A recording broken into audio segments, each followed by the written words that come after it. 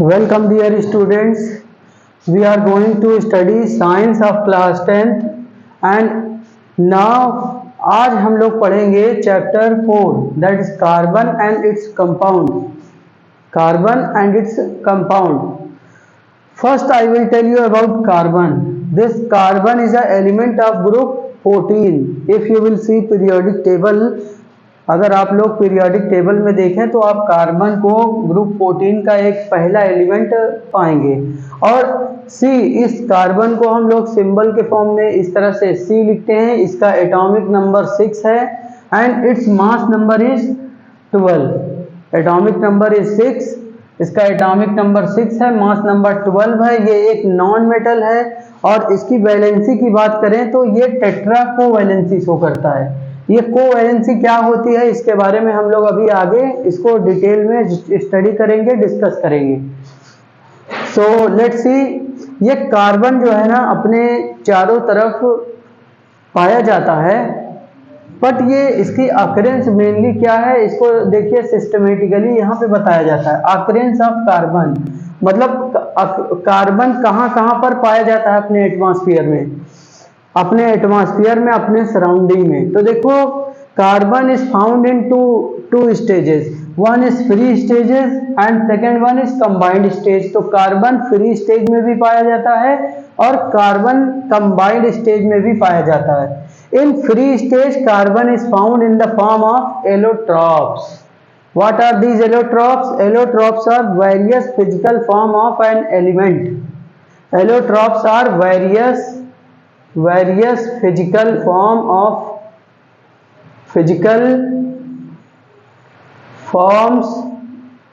of an element.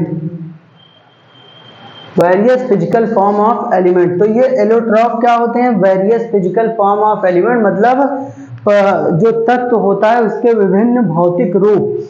ठीक है, अब यहाँ पे देखो एलोट्रॉप्स दो कैटेगरीज में पाए जाते हैं कार्बन के।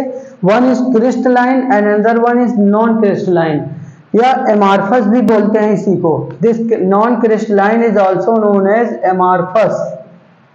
एमार्फस। ठीक है, these are the two type of solids. See, crystalline allotropes में क्या होता है कि रेगुलर एंड रिपीटेड स्ट्रक्चर होता है। मतलब जिधर भी हम लोग अगर उस कंपाउंड को ऑब्जर्व करेंगे तो we will see regular and repeated structure. जबकि अगर हम बात करें कि नॉन क्रिस्टलाइन एलोट्रॉप में तो we will see irregular and non regular and non repeated structure. मतलब यहाँ पे कुछ भी स्ट्रक्चर पाया जाएगा, किसी भी तरह से ये कार्बन एडजस्ट होगा। ठीक है ना। तो crystalline and non crystalline form में ये दो पाया जाता है। एंड क्रिस्टलाइन एलोट्रॉप में इसके हैं diamond, graphite and buckminsterfullerene. There are 3 crystalline allotrope of carbon. Carbon के 3 क्रिस्टलाइन एलोट्रॉप होते हैं। पहला हो गया diamond, first one is diamond, second one is graphite and third one is buckminsterfullerene and it is also known as carbon 16। अब देखो इन तीनों को बारी बारी से एक एक मतलब डिटेल में देखते हैं कि देखो carbon is the hardest substance in this world. It is carbon. This diamond which is the allotrope of carbon and crystalline allotrope, and ये डायमंड दुनिया का सबसे कठोरतम तत्व है, सबसे कठोर। क्यों ऐसा होता है? क्योंकि carbon has sp3 structure that is tetrahedral structure.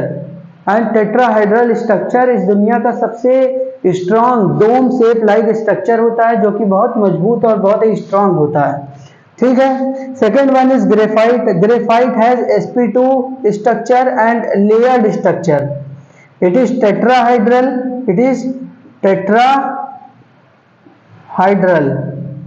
And it is planar structure. It is planar structure and that's why it has a lots of free electron, and this is the only non-metal which is good conductor of heat and electricity. This graphite is the only non-metal which is good conductor of heat and electricity. Because of its layer structure, it is soft in nature and it has layered structure and it has lots of free electron, इसके पास free electrons बहुत ज़्यादा होते हैं plane structure होने की वजह से, और इसलिए ये सिर्फ एक अकेला नॉन मेटल है। जनरली जितने नॉन मेटल हैं वो सब के सब क्या हैं, इंसुलेटर हैं, बैड कंडक्टर ऑफ इलेक्ट्रिसिटी हैं, but this is the only non metal that is carbon graphite is जो है is a good conductor of heat and electricity. Now see about the Buckminster Fullerene. See this is carbon 60. यहाँ पे क्या होता है कि carbon के 60 atoms आपस में कंबाइंड होकर के एक फुटबॉल लाइक स्ट्रक्चर बनाते हैं and they form a carbon fibre which is very strong in nature. ठीक है, कार्बन फाइबर ये काफी कॉस्टली भी होता है और it is used in many other purposes. Okay, now see non crystalline allotrope देखते हैं। यहाँ पे नॉन क्रिस्टलाइन एलोट्रॉप में first is coal. Coal you know वो कोयला जो जमीन के अंदर से निकलता है, जिसे जनरली हम लोग पत्थर का कोयला कहते हैं। क्या कहते हैं? जिन्हें हम जनरली पत्थर का कोयला कहते हैं, जमीन के अंदर से जो निकलता है, जिसकी माइनिंग करी जाती है, बहुत बड़ी बड़ी माइनिंग्स करी जाती हैं। And Jharkhand is the largest producer of coal, मतलब कोल की सबसे ज्यादा माइनिंग कहाँ करी जा रही है? झारखंड। ठीक है, तो ये कोल वो है and that is charcoal. Charcoal वो कोयला होता है जिसे हम प्लांट को जला करके, एनिमल को जला करके या शुगर को जला करके प्राप्त करते हैं। Which is we produce charcoal by burning all these three. अच्छा, उसी के हिसाब से इसका नाम भी दे दिया जाता है। जैसे प्लांट को जलाते हैं तो प्लांट चारकोल, एनिमल को जलाते हैं एनिमल चारकोल, शुगर को जलाते हैं sugar charcoal. Okay, now see this lamp black, third one. अच्छा, जब हम लोग अभी दिवाली का टाइम चल रहा है ना, तो दिवाली के टाइम पे भी आप लोग देखते हैं कि घरों में दिए जलाए जाते हैं, लैंप या वैसे लालटेन हो गया, कैंडल हो गई। तो उसमें क्या होता है, जब धुआं निकलता है तो अगर हाथ लगा दें तो कुछ कालिक भी हमारे हाथ में लग जाती है, कोई जिस बर्तन पे लगा उस पे लग जाती है। तो वो कार्बन के जो अनबर्न पार्टिकल्स होते हैं, दे आर लैंप ब्लैक। ये भी बेसिकली कार्बन ही होता है एंड इसको सूट भी कहते हैं। ठीक है, इसको सूट भी कहते हैं। अब आ जाते हैं कंबाइंड फॉर्म में कार्बन कैसे एग्जिस्ट करता है। तो in combined stage carbon compounds के फॉर्म में पाया जाता है। कार्बन के बहुत ज्यादा कंपाउंड पाए जाते हैं और उसके पीछे दो वजह हैं। Carbon has a lots of compound, जिसकी दो वजह हैं। पहली वजह यह है कि carbon has tetra covalency and second first thing is carbon has tetra covalency and third one is strong capacity of catenation. Third thing is carbon has strong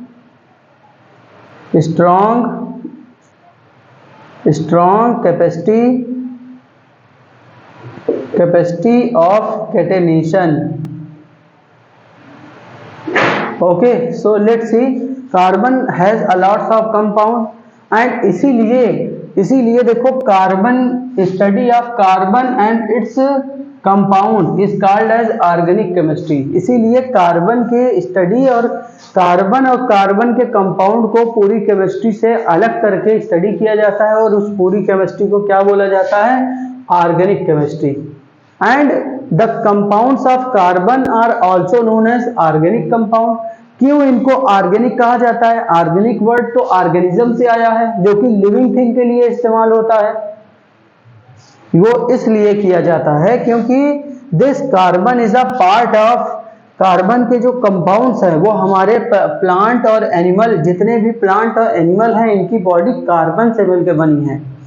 और जो प्लांट, देखिए, चाहे प्लांट की बॉडी ले लीजिए, चाहे प्लांट एनिमल की body ले लीजिए, चाहे इनसे मिलने वाले प्रोडक्ट ले लीजिए, ये all of these things are made up of carbon and its compound. And see, coal and petroleum, ये सब भी क्या है? कार्बन के कंपाउंड्स हैं। और नेचुरल गैस, पेट्रोलियम, एलपीजी। तो ये सब के सब कार्बन के कंपाउंड हैं। क्यों ये कार्बन के कंपाउंड हैं? क्योंकि इनके फॉर्मेशन में जितने भी फॉसिल फ्यूल्स हैं, कोल, पेट्रोलियम, ये सब कार्बन के कंपाउंड हैं, क्योंकि इनके बनने में कहीं ना कहीं प्लांट एंड एनिमल का रोल है। ओके भाई, सबने ये भी पता है कि सबको ये बात पता है कि कार्बन कैसे, कोयला कैसे बना। कोयले की हिस्ट्री पता है कि भाई बिलियंस ईयर एगो इस अर्थ पर बहुत सारे वोल्केनिक eruption हुए, जिसकी वजह से एस्ट्रॉयड कई सारे गिरे, जिसकी वजह से प्लांट एंड एनिमल जमीन के अंदर दब गए। और जब प्लांट के अंदर प्लांट एंड एनिमल जब दब गए जमीन के अंदर, plant and animals get submerged into the ground and due to the process of carbonization, एक प्रोसेस होता है कार्बनाइजेशन जिसमें ये high temperature and high pressure की वजह से प्लांट एंड एनिमल कोल में बदल गए। ठीक है, तो ये सारी स्टोरी, मतलब story of carbon, story of petroleum, भाई तेल के कुएं कैसे पाए जा रहे हैं, आज से करोड़ों साल पहले क्या हुआ था, किसकी वजह से ये कोल मतलब पेट्रोलियम मिल रहा है या नेचुरल गैस मिल रही है। अच्छा, जो तेल का कुआं पाया जाता है, जैसे पेट्रोलियम मिला कहीं पे, तो उसी के जस्ट ऊपर जहाँ पर where the petroleum well is found, just above to it the natural gas is found. तो natural gas is mainly methane, natural gas is mainly methane. तो सी हियर, कहते थे कि जो ऑर्गेनिक कंपाउंड्स हैं, इनके बनने में कोई एक वाइटल फोर्स थ्योरी है, जो ये कहती है, जब पहले के साइंटिस्ट लोग यही मानते थे कि 1828 से पहले के जो साइंटिस्ट थे वो यही मानते थे कि कार्बन एक वाइटल कंपाउंड है, इसके बनने में कोई दैविक शक्ति, वाइटल फोर्स रिस्पॉन्सिबल है। लेकिन असलियत में ऐसा नहीं था। बाद में 1820 फ्रेडरिक वोलर ने इस फैक्ट को क्या किया, डिस्प्रूव कर दिया। किसने? फ्रेडरिक वोलर ने 1828 में, by making first organic compound, एक पहला ऑर्गेनिक कंपाउंड लेबोरेटरी में बनाया। और वो कंपाउंड कौन था? यूरिया। और उन्होंने अमोनियम साइनेट को हीट करके यूरिया में बदल गया था। तो इस तरह से पहला कंपाउंड, ऑर्गेनिक कंपाउंड बनाया गया। इससे फिर और भी साइंटिस्ट लोगों को मतलब इसमें इंटरेस्ट होता गया और फिर नए नए कंपाउंड बनाते गए। और अब जो है इतने ज़्यादा कंपाउंड कार्बन के हो गए हैं कि इनको स्टडी करने के लिए पूरी एक केमिस्ट्री डेवलप कर दी गई है और उस केमिस्ट्री का डिवीज़न कर दिया गया है, दैट इज़ ऑर्गेनिक केमिस्ट्री। अच्छा, पूरी केमिस्ट्री को दो पार्ट में डिवाइड कर दिया गया है। सोचो, द कार्बन एंड कार्बन के कंपाउंड को स्टडी करने के लिए ऑर्गेनिक केमिस्ट्री, और बाकी बचे हुए कंपाउंड को स्टडी करने के लिए इनऑर्गेनिक केमिस्ट्री। ओके।